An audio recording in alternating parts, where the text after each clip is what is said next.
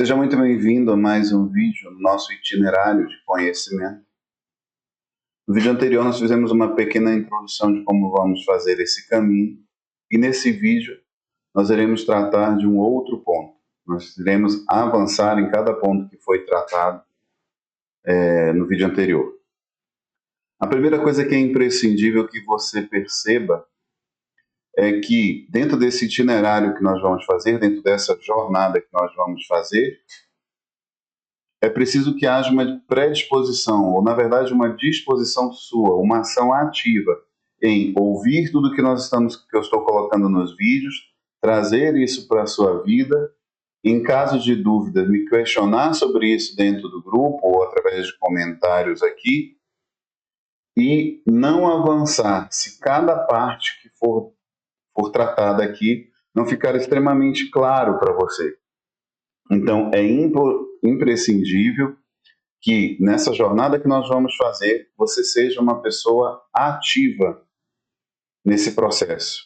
Não dá para ficar simplesmente ouvindo, não dá para não escrever o que nós vamos pedir, e não dá para ouvir isso como se fosse alguma coisa que não vai alterar em nada a sua vida.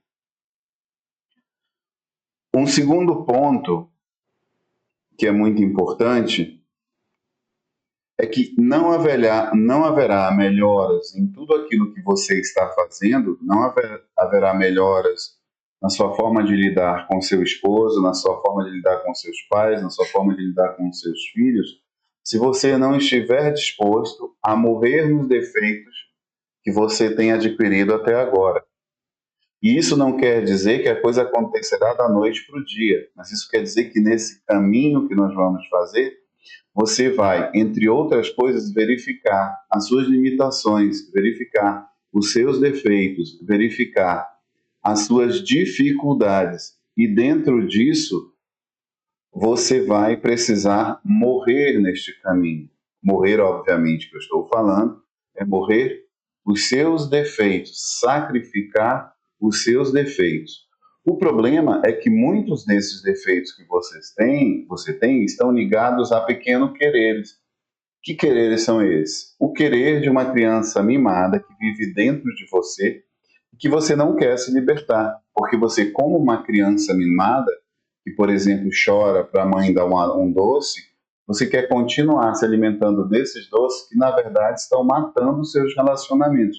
E, de uma certa forma, tirando toda a energia que você tem, gastando toda essa energia, assim como essa imagem que eu dei para vocês de uma criança mimada, que se esperneia, que até cansar, até ficar rouca, que grita, que faz escândalo, você também, dentro desse processo, vai ter situações que você vai espernear para se livrar delas. Mas é preciso ter a coragem de perceber esses defeitos, escrever sobre esses defeitos. Você que tem acesso a mim para fazer a terapia, partilhar esses defeitos, ou mesmo ali numa consulta avulsa, né, numa sessão avulsa, conversar comigo sobre ele para que nós possamos ir eliminando esses defeitos, para que possa fazer com que a cada passo dessa jornada, a cada vídeo você esteja disposto, de fato, a se melhorar, para melhorar o seu relacionamento, primeiro com Deus, e depois o seu relacionamento com aqueles que Deus trouxe para você, sua família, seu esposo, seus filhos, as pessoas do seu trabalho, as pessoas da sua comunidade, da sua paróquia, da sua igreja. É necessário que cada um se coloque de fato diante de Deus. É necessário que você tenha uma vida de oração. Isso nós vamos fazer paulatinamente. Mas é necessário que você tenha uma vida de oração. Aprenda a ter uma vida de oração. Aprenda a ter uma vida em que, em algum momento, você se coloque diante de Deus e coloque aquilo que você está vivendo diante de Deus. Porque é inevitável que sem a ajuda da graça nós não consigamos avançar. Vou falar um pouco e muito ainda sutilmente, né? Ou vamos melhor falando. Vou falar ainda apenas como uma visão geral, como um sobrevoo, o que é a graça. Nós partiremos do princípio que nós somos formados por 3 camadas, por 3 esferas. A primeira esfera é a esfera animalesca, né? É o nosso animal, os nossos instintos, os nossos desejos, tudo isso que nós temos nosso instinto de sobrevivência, a necessidade de se alimentar. Essas são a primeira esfera, a esfera animal. A segunda esfera é a esfera racional, é aquela que nos permite olhar para determinada situação e analisá-la. A situação ela pode ser interna, como ela pode ser externa. Ela pode estar acontecendo dentro de você. Eu estou com uma crise de pânico, estou com medo de sair, de abrir a porta, sair de casa. E aí você, analisando racionalmente, você vai verificar que isso não tem nenhum perigo, a princípio, nenhum perigo grave.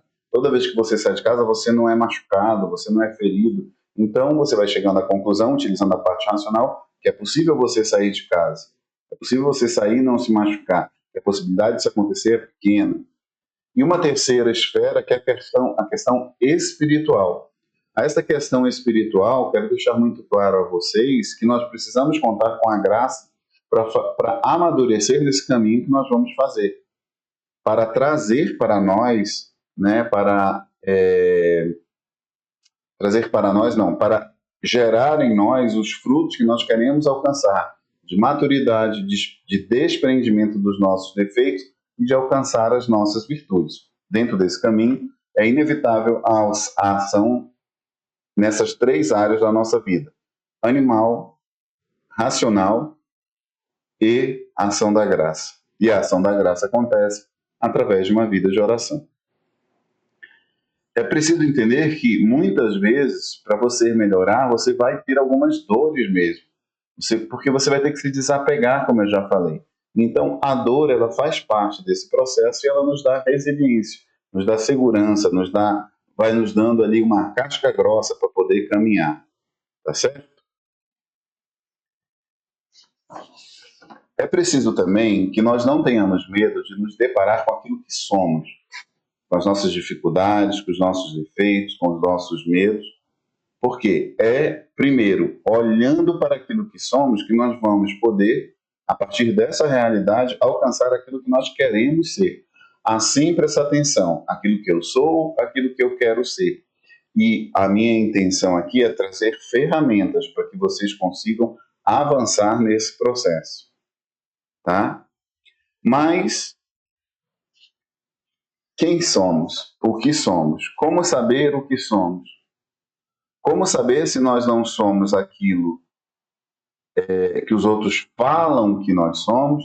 Como saber se nós, de fato, somos aquilo que as nossas feridas nas nossas vidas nos trazem? Por exemplo, o nosso relacionamento com um pai mais agressivo, com um pai que não foi afetivo, com uma mãe que não foi afetiva, que não foi carinhosa, e aí nós temos uma ferida naquele relacionamento, e nós achamos que nós somos de tal maneira.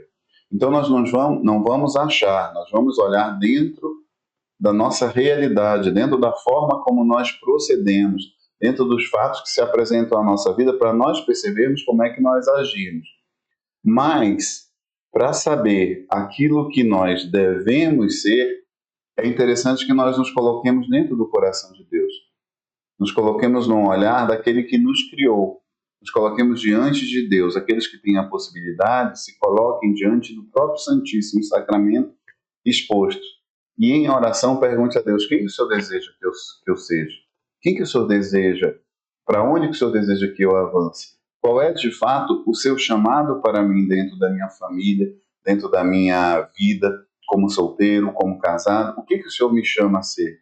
E aí você vai entendendo, é óbvio, né, que a Santa Igreja já nos diz muitas coisas, né? O magistério da Igreja já nos conduz muito bem nisso. Se eu sou esposa, é preciso que eu seja um provedor, é preciso que eu seja uma fonte de segurança para a minha família, é preciso que eu seja uma pessoa honesta. Se eu sou esposa, é preciso que eu tenha um cuidado com os meus, né? Que eu tenha um cuidado com a minha casa, que pode ter a colaboração do meu marido, mas acima de tudo isso é uma responsabilidade minha. Se hoje eu vivo uma situação de não ter meu esposo perto, eu tenho meus filhos para criar, eu sou uma mulher, eu vou ter que passar pela necessidade mesmo de eu mesma ser provedora, de eu mesma conduzir a casa, ou se meu esposo está passando por dificuldades, eu ajudá-lo nesse sentido e vice-versa. Mas é preciso saber quem nós somos. Então nós temos ali uma regra geral daquilo que nos fala a Igreja, um caminho a seguir. Mas também é preciso que nós nos coloquemos diante de Deus, porque só Deus é capaz de perceber a nossa realidade, aquilo que de fato nós estamos vivendo. Então, diante disso, volta e meia olho para baixo porque eu estou usando os nossos livros de guia, né? Se vocês verem lá no Rios que eu anunciei, esses vídeos, eu tenho alguns livros que eu vou me guiando, né? Então, é interessante que a partir do momento, né? Isso não é caixinha, né? Eu vou descobrindo quem eu sou, descobrindo meus defeitos e caminhando para aquilo que eu devo ser, aquilo que está a alcançar. Mas eu não vou fazer esse processo se eu não me voltar e se eu não conhecer a minha história. Se eu não olhar para trás e ver a minha história. Se eu não olhar na minha história e ver os meus machucados, ver as minhas feridas. Se eu não consigo olhar para trás e ver isso, o que, que vai acontecer? Eu não consigo avançar nesse processo. Porque muitas das coisas, assim como um rio que desce do alto da montanha ali na sua nascente e vem percorrendo o caminho que chega até ao mar, eu já percorri o caminho. E eu tenho que olhar para esse caminho, não como vitimismo, não como uma lamúria, mas olhar para esse caminho e ver aonde que talvez ações erradas que eu faça agora, atitudes erradas com os filhos, com meu marido, com a minha esposa, que eu faço agora, estão enraizadas lá atrás. E visitar esse passado para entender, compreender e corrigir. E, obviamente, eu visito esse passado na presença de Deus, levando isso tudo que eu estou vivendo também em oração, né? Então, um outro ponto muito importante é que, ao visitar esse passado, eu vou escrever ele. É bom que você tenha um caderno, para que você vá escrevendo sobre o seu passado, sobre tudo que você viveu. É lógico, existem coisas que talvez você não queira, e nem é saudável, nem é seguro que você deixe no seu caderno ali. Mas é interessante que você, mesmo essas coisas, você anote, escreva, leia sobre elas, depois você queime essa folha, joga ela fora. Mas as outras coisas que não são tão íntimas, não são tão delicadas, você possa, de fato, deixar anotado no caderno, para quando for preciso, revisitar isso e rezar sobre isso. É importante, meu caro, muito importante esse processo de escrever. É muito importante ter um caderno. É muito importante você escrever, porque você para e reflete sobre a situação. E aí coloca aquilo, se compromete com aquilo. Esse processo de escrever é essencial. Você precisa assumi-lo. Você precisa fazê-lo. Somente ouvir pode lhe ajudar, mas o escrever vai, de fato, fazer você avançar nessa jornada. Tá certo? Escreva tudo. Escreva absolutamente tudo. E um ponto muito importante de se verificar é que nessa jornada você não está só, né? Primeiro, é óbvio, né? Você está aqui, eu estou falando com você, você sente um pouco aí da minha presença, né? Junto com você, conduzindo você nessa jornada. Mas acima de tudo, você está com Deus, que vai ajudar você a revisitar a sua história, verificar quem você é, ajudar você a definir quem você vai ser e lhe ser apoio e segurança, lhe ser ali a base sólida para que você faça esse caminho de avanço na sua vida. Nesse caminho haverá sempre essa tensão daquilo que eu consigo, daquilo que eu não consigo, daquilo que eu quero ser, das misérias que eu tenho dificuldade de vencer. Mas é um caminho que nós vamos caminhar juntos. Eu vou caminhar com vocês conduzindo os vídeos. Aqueles que tiverem oportunidade, que quiserem, podem ter as sessões para que eu os acompanhe individualmente, tocando nas situações mais específicas, né? E óbvio que Deus é o maior interessado nesse processo de amadurecimento nosso. Então, estamos aqui nesse segundo vídeo. Eu espero que você vá enfrentando essa jornada, caminhando comigo essa jornada, e que tenha plena liberdade de me consultar, de perguntar as coisas, né? E também, se você assim desejar, fazer um acompanhamento mais direto, com sessões exclusivas para vocês, com sessões diretas para vocês. Ok? Muito obrigado, até o próximo vídeo e fiquem com Deus. Um grande abraço.